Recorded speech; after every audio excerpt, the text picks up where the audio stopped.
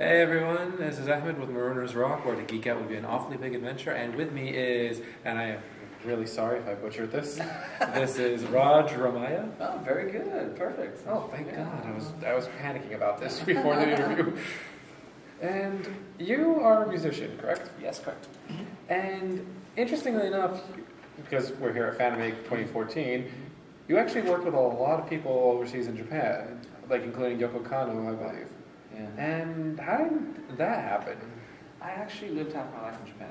Oh, really? Yeah, I lived half my life in Tokyo, and I just recently moved here to California. So I've been until 2 years ago. I was living in Tokyo, where I spent half my life. Wow. So when you got, I assume, how early did you get started in music?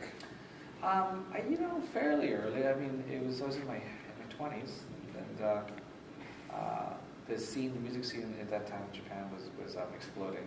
There was like a lot of things going on, and anime was just kind of starting out. Like the real anime that we know of today, the music scene that's involved in it was just sort of growing at that time. Less cliched, repeat name of show, repeat name of show, and actually using real songs. Yeah, right. I mean, at that time, it was anime wasn't the thing to get into. It was very underground, and it wasn't very mainstream.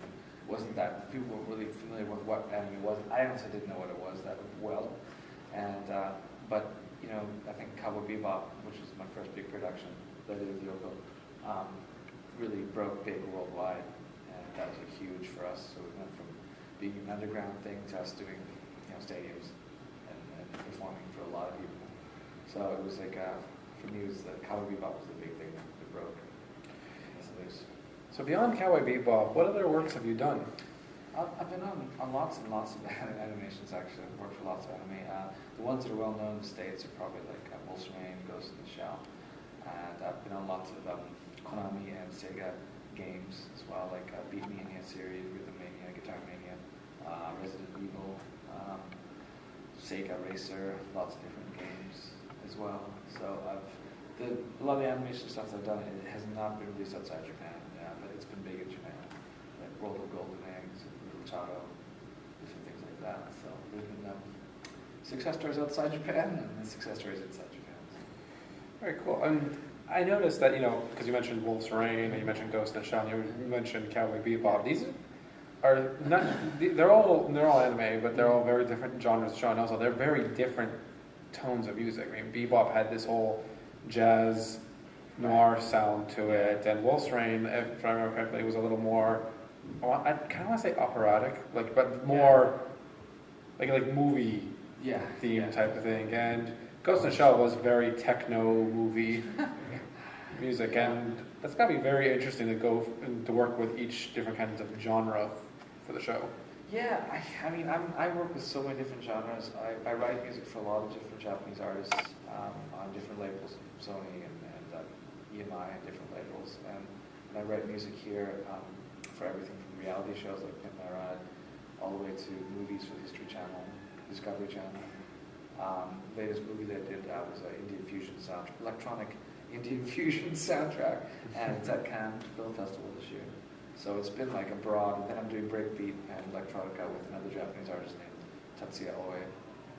And we're doing tween TV shows for ABC.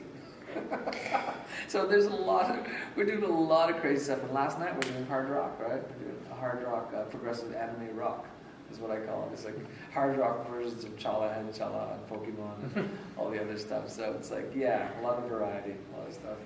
Awesome. Yeah. Okay, I have to ask, since I rarely get the chance to talk to somebody who does music for visual mediums like animation or games or whatnot. Right. When you walk me through the process, do you actually get to look at the artwork, the animation? Like, do you get to look at the thing minus the music, of course, and go from there, or do they tell you what they would like? What they generally do, I just finished some TV commercials for Japan, Circle K. Okay. So Circle K TV commercials. So for an animation TV commercial, what they'll do is they'll send me some scenes, or if they don't have the scenes ready yet, they'll send me a storyboard, and they'll give me some ideas. So we want something that sounds like this, and they'll give me some ideas how they want it. It's kind of a brief. a paragraph telling me what the movie's about, or what the TV commercial's about, what kind of a concept it has, and what kind of music some reference tracks. They'll say we want to sound like Lenny Kravitz, whatever, or Metallica, whatever they want to sound like. And then from there, they want me to add my own vision, and they put the music together for me. So for the Circle K TV commercials for Japan, they're selling breakfast food, right? I mean, people eat at the convenience store. They eat breakfast at the convenience store. I remember that when I was there. Yeah, so it's just like, I was like, okay, so they want an acoustic. They want something like beautiful acoustic, like Jason Mraz, right? They want the acoustic kind of song that would inspire people to eat sausages in a bun in the morning from the convenience store.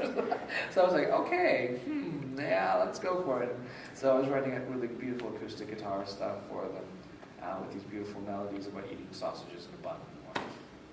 So that's basically what happens. I get the information and then I have to compose around. Just because, again, I never get to talk to many composers, so what was one time where you got to see the final version of the music that you had worked on married to something in the visual medium and you were just like, wow, this came out so well. Like your proudest achievement in your career composing music for these kinds of works?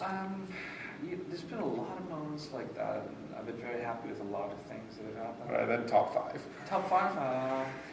This production I did a little while ago called Who Killed Gandhi, and it was for the Zoomer TV in Canada, History Channel in the U.S. It was about the assassination of Mahatma Gandhi, but from the point of view of the assassin.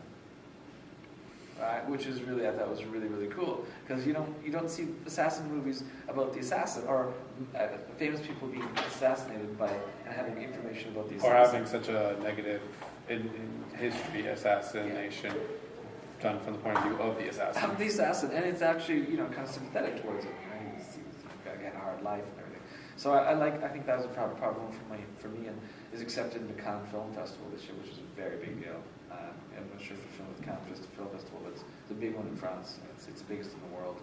So that was a proud moment for me. And I guess the first proud moment would have been Cowboy Bebop when it came out, because it was so over the top cool. Was there a particular moment in Cowboy Bebop that stuck out for you in your mind? Oh, well, I wrote the song and sang on the opening credit, That's DNA, so I was really proud of that. I was like, whoa, the movie starts, it's me, yay! So it's like, those kinds of moments for me are very exciting. Just because, as always, with most artists, I always wonder, are there little moments where you look at something and you just say, oh, I wish I could get another chance at this? I don't try not to live like That's so much regret. I'm not talking regret, but just thinking like, oh, if I could do it again now, knowing what I know now. Yeah, I mean, there's definitely things like that. I think I would have probably handled things a little bit differently. I would have been more involved with more animation production with certain directors, and not with other directors, people whose work that now I look back and, that was a better usage of my time than this situation. I did a lot of TV commercials in Japan, like over 250 TV commercials. It's a lot of commercials. Yeah, it's a lot of commercials. And sometimes I think, well, maybe I should have focused more on the animation and then the TV commercials, but I'm proud of all of it. I'm happy with all of it. So that's all. Any big projects coming up that you'd like to tell our fans about? Yeah, there are. I can't really say anything. I've got a couple of really cool projects coming up, very cool stuff. I can tell you. Slight teases. Yeah, I'm working with the guys at Persona, some of the members of Persona, a group, working with them on some projects. I just finished working with, I'm going to be working again with Kira Yamaoka from Silent Hill. I can't tell you what we're going to do because we're not exactly sure yet. And then there's some more stuff in Japan, other composers I'll be co-writing with. I'm going back to Tokyo in a few months for some work. So yeah, a lot of good stuff. I can't tell you details because I don't know the details yet, but I can tell you that. And is it any recommendations on where our fans could possibly find your music? You just come to my website, rajramayya.com, and from all one there, word? Yeah, all one word, rajramayya.com. All one word. Do not mess that up. RAJRAMAYYA.com, and I'm going to check out my company, strawberryhillmusic.com, and it'll send you off to everywhere else, Reverb Nation, Facebook, and I'd like to have everybody join me on Twitter, so I keep in touch with all of you. We've got lots of upcoming shows this summer with the band. We're playing in Annie Jam in Fresno, and then we're in Portland, Oregon for Comic-Con, and then we are in Montreal for Otakuthon, and then we are in Argentina next week.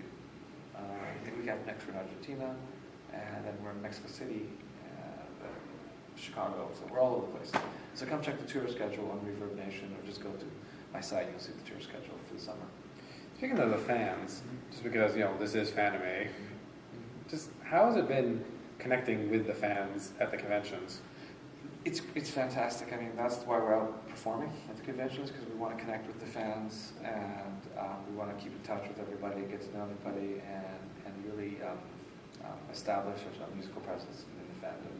I think it's important for a lot of people who are connected to animation games to get out there and play. In the past, not many of them had come to conventions to perform. It was very unusual and very rare, but now it's becoming more common, so I really want to help develop the whole music scene in general. My company's bringing over acts from Japan, and of course I'm performing, so I'm trying to energize the music scene and make sure lots of live performances happening at the conventions all over North America. Okay, just because I probably should have asked this earlier, but what were some major influences on your musical style? I grew up loving a lot of Western music. Like I'm a big fan of U2 and Led Zeppelin. Well, everyone's a fan of U2 and Led Zeppelin. Yeah, Everyone. Everyone. I think I'm just influenced by a lot of Japanese artists, a lot of electronic music artists as well in Japan.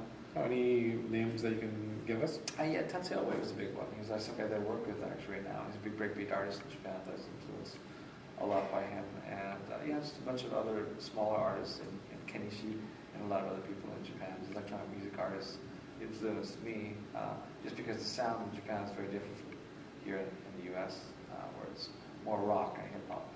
There it's more electronica and jazz. And it's a very different approach to everything. Straight up rock. There are straight up rock bands, but it's different. It's a different approach to it. So I guess one thing I'd have to ask is, what would be your dream project? My dream project? I'm already in my dream project. Sure, but I mean, like where after this dream project, where would you like to go next? What would the future for Raj Ramayya be? I would love to connect up with a Japanese director like Shinichi Watanabe, and I would like to find a younger version. If you're out there, find me. Come call me, because I'd like to find a young Japanese director or anime director that I could start a new series with and just compose music for. That would be my dream right now. Find somebody who's as talented as Shinichi Watanabe and start from the very beginning with them creating music for a brand new series. Okay, just because I've always wanted to ask a musical talent this question.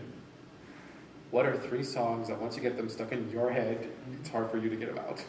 Oh, I can tell you today what's stuck in my head is The Pillows, right? Right on Shooting Stars going through my head all day long, and also Chala Head Chala, because we played it last night, and the Pokemon theme. This week, those are the songs of the week this week. These are kind of classic anime songs just going through our heads, because we played them, but they're also like stuck in our heads all week long. And that is one reason why people keep coming back to the conventions to hear artists like you. Thank you very much. Thank you very much. Appreciate that. Well, I think that's enough time that we have. So I'm going to say goodbye from Fanime 2014 with Raj Ramayya. This has been Ahmed with Marooner's Rock, where to geek out would be an awfully big adventure. And remember, RajRamayya.com, all one word. Support the man, he is awesome. So thank you, Raj. Thank you very much. Thank you.